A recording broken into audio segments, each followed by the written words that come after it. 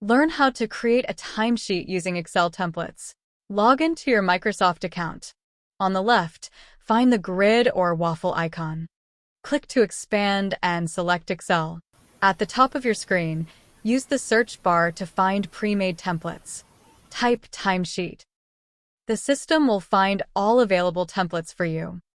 Click to preview your options. Then, select your preferred template. Now, rename the sheet. Click the downward arrow next to the sheet name to open the editing box. Type the new name you want for your template. Press Enter to save the new name.